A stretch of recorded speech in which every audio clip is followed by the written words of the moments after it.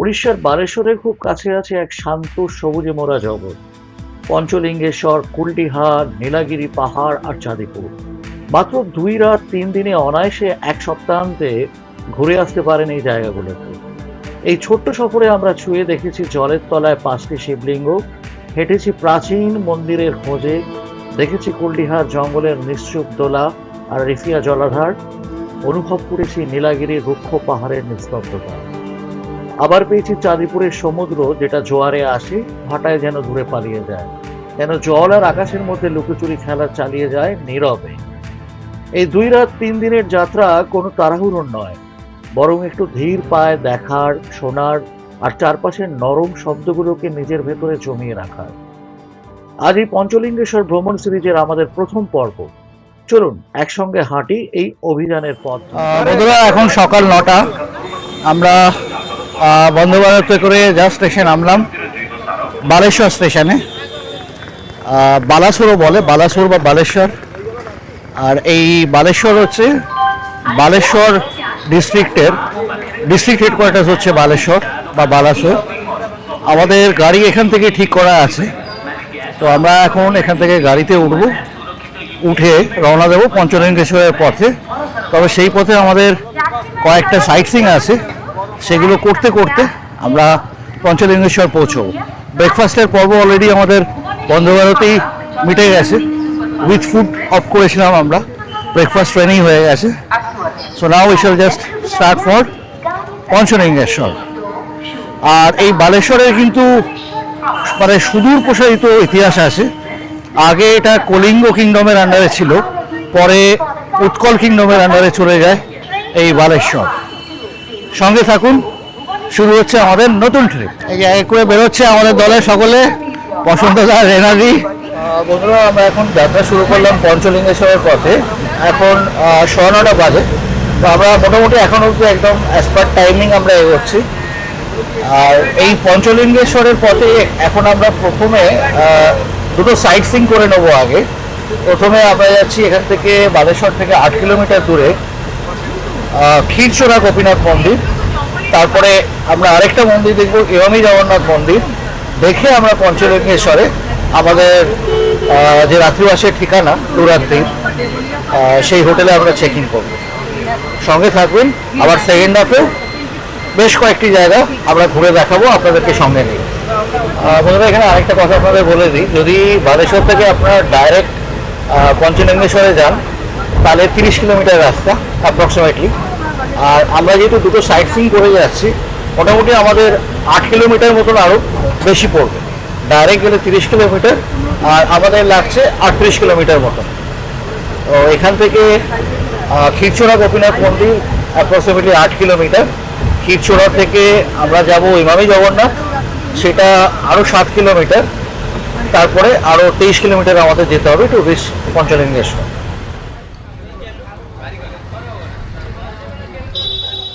বন্ধুরা, আমরা এখন এই ক্ষীরচোরা গোপীনাথ মন্দিরের কমপ্লেক্সের ভেতরে। এই ক্ষীরচোরা গোপীনাথ মন্দিরের ইতিহাসটা ছোট করে আপনাদেরকে বলে দিই।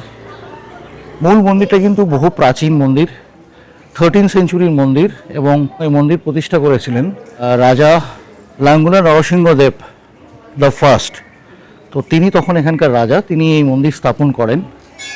এবং কথিত আছে রামচন্দ্র এবং সীতা যখন চিত্রকূটে বনবাসে ছিলেন, তখন তিনি রামচন্দ্র তীর দিয়ে এই একটি মূর্তি বানিয়েছিলেন গোপীনাথের, এবং সেটা সীতাকে দেখানোর জন্য যে তারপরে রামচন্দ্রর পরে যে অবতার আসবে তার এমন একটা রূপ হবে।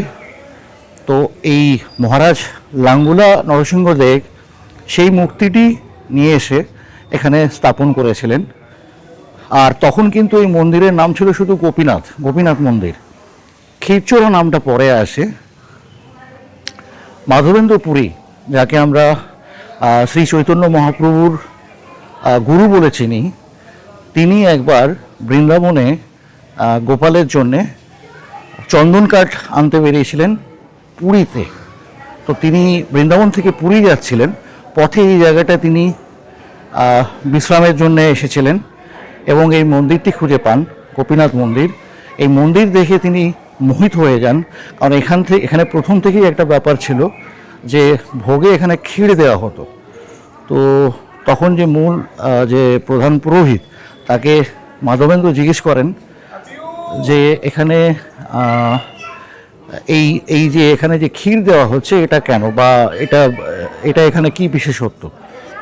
তো সেই পুরোহিত তাকে বলেন যে এখানে এটাই নিয়ম, যে এখানে যেহেতু গোপীনাথ ক্ষীর ভালোবাসেন, তো সেই জন্যে এখানে সবসময় ভোগে ক্ষীর দেওয়া হয়। মাধবেন্দ্র পুরীর ব্যাপারটা খুব ভাল লাগে, এবং তার মনে একটা ইচ্ছা হয় যে সে যদি একবার টেস্ট করে দেখতে পারতেন, তাহলে সেই একই ক্ষীর একই রকমভাবে তিনি বৃন্দাবনেও চালু করতে পারতেন ভোগের জন্যে। তবে এই ইচ্ছাটা সে মনের মধ্যেই রাখেন, মুখে কিন্তু বলেননি। পরে সে যে প্রধান পুরোহিত, কথিত আছে গোপীনাথ স্বয়ং স্বপ্নে সেই পুরোহিতকে দেখা দেন, এবং সেই পুরোহিতকে আদেশ দেন যে গোপীনাথ একটা হাঁড়ি ক্ষীর সরিয়ে রেখেছেন, চুরি করে রেখেছেন, যাতে করে প্রধান পুরোহিত সেই ক্ষীরের হাঁড়িটা মাধবেন্দ্র পুরীকে দিয়ে দিতে পারেন। তো যথারীতি গোপীনাথের কথা মেনে প্রধান পুরোহিত সেই ক্ষীরের হাঁড়িটা দিয়ে দেন মাধবেন্দ্র পুরীকে, এবং সেই থেকে নাম হয় ক্ষীরচোরা গোপীনাথ। আমি এখন জাস্ট গর্ভগৃহের সামনে দাঁড়িয়ে আছি। এখানে ভেতরে ফটোগ্রাফি অ্যালাউড নয়, তো ওই জন্যে গর্ভগৃহের ভেতরে যে মূর্তি আছে সেটা আপনাদের দেখাতে পাচ্ছি না। তবে বলে দিচ্ছি, এখানে গর্ভগৃহের ভেতরে 3টে মূর্তি একসাথে আপনারা পাবেন। মাঝখানে বিরাজ করছেন গোপীনাথ, একদিকে মদনমোহন আর আরেকদিকে গোবিন্দ। তো এই 3টে মূর্তি আপনারা এখানে একসাথে পাবেন গর্ভগৃহে। বন্ধুরা, আমরা এখন চলে এসেছি ইমামি জগন্নাথ মন্দিরে। আমার পেছনে যে স্ট্রাকচারটা দেখছেন, ইমামি জগন্নাথ মন্দির। আর হ্যাঁ, একদম ঠিক ধরেছেন, ইমামি গ্রুপেরই বানানো এই ইমামি জগন্নাথ মন্দির 1982 সালে 1982-তে ইমামি গ্রুপ এখানে একটা পেপার মিল স্থাপন করেন, এবং তখনই প্রতিশ্রুতি দেন যে এই এলাকার জন্যে ইমামি গ্রুপ একটি জগন্নাথ মন্দির বানিয়ে দেবেন। 2009 সালে তাদের এই মন্দিরের প্রকল্প স্টার্ট হয়, এবং পদ্মবিভূষণ রঘুনাথ মহাপাত্রর উপরে দায়িত্ব পড়ে এই মন্দিরের আর্কিটেকচারটার। এই মন্দিরের আর্কিটেকচারটা একটা স্পেশালিটি আছে, দুটো ডিফারেন্ট মন্দিরের বা আর্কিটেকচারের কম্বিনেশন। আপনারা যদি ভালো করে খেয়াল করে দেখেন, তাহলে দেখবেন এই মন্দিরের নিচের যে পার্টটা, বেসমেন্টের যে পার্টটা, সেইটা হচ্ছে অ্যাকচুয়ালি কোণারক মন্দিরের মতন করা হয়েছে, এবং আপার পার্টটা সেটা নন্দঘোষ রথ, অর্থাৎ শ্রী জগন্নাথের যে রথ, নন্দঘোষ রথ বলা হয়, সেই স্ট্রাকচারের। তো এই দুটোর কম্বিনেশনে এই ইমামি জগন্নাথ মন্দির তৈরি হয়েছে, এবং সেই কারণে উড়িষ্যার বিখ্যাত দুটি আর্কিটেকচার এবং ডিভাইন যে ব্যাপার আছে, জগন্নাথের রথ এবং তার সাথে সূর্য মন্দির কোণারক, এই দুটোর কম্বিনেশন বলে এই ইমামি মন্দিরে কিন্তু প্রচুর মানুষ আসেন, পুজো দিয়ে যান। এবং ভেতরে ফটোগ্রাফি অ্যালাউড না, তাই ভেতরটা আপনাদের দেখাতে পারবো না। ভেতরে যে জগন্নাথ মূর্তি অপূর্ব সুন্দর। কমপ্লেক্সটা 3.5 একরের কমপ্লেক্স। মূল মন্দিরের যে হাইটটা একদম চূড়াটা, সেটা 75 ফিটের। খুবই সুন্দর জায়গা। বালাসোর এলে অবশ্যই একবার ইমামি জগন্নাথ মন্দির দর্শন করে যাবেন।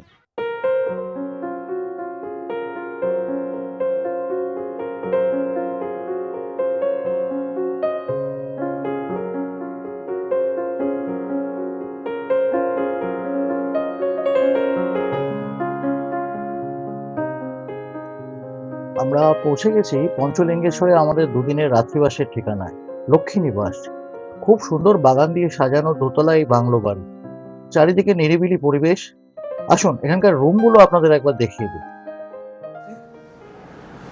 মোটামুটি ভালো স্পেশিয়াস রুম আছে, পরিষ্কার পরিচ্ছন্ন রুম একদম। এসি আছে রুমে, বেড দেখুন, এটা কিং সাইজ বেড দেওয়া আছে, বেশ বড় বেড। এক ফ্যামিলি 3 জন আরাম করে হয়ে যাবে। আচ্ছা, এদিকে টেবিল দেওয়া আছে, ড্রেসিং টেবিল আছে, ওয়ার্ড্রব আছে সুন্দর, দুটো চেয়ার্স দিয়েছে। আচ্ছা, এদিকে বাথরুমটাও দেখিয়ে দিচ্ছি। বাথরুমটা কম্পারেটিভলি সাইজ একটু ছোট, but it's okay. Western toilet আছে, আর এখানে রানিং হট ওয়াটার আছে। এই যে একটা গরম জলের কল আর একটা ঠান্ডা জলের। লিনা কি সব তুলছে গাছ ফাছ হাত দিয়ে?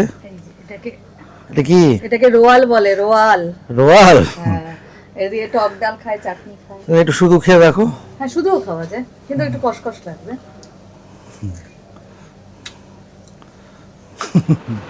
প্রত্যেকটা রুমের সাথে বারান্দা আছে এনাদের, আমি বারান্দাটা দেখিয়ে দিচ্ছি।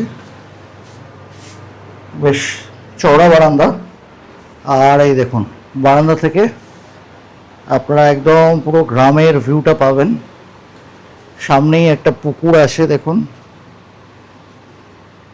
এটা তো পরে সুইমিং পুলে কনভার্টেড হবে। একদম গাছ গাছালির মাঝখানে এই হোমস্টেটা, দুর্দান্ত লোকেশন। আমরা ফ্রেশ ট্রেশ হয়ে লাঞ্চে বসে গেছি। আর এদের এখানে এই লক্ষ্মী গেছে দুটো আলাদাভাবে প্যাকেজ আপনারা পাবেন, খাওয়ার প্যাকেজ আলাদা, রুমের প্যাকেজ আলাদা। বড় ডাইনিং আছে,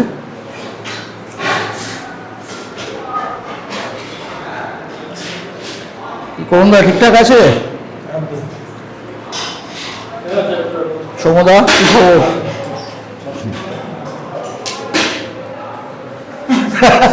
ওটা কি আছে? পাপড়।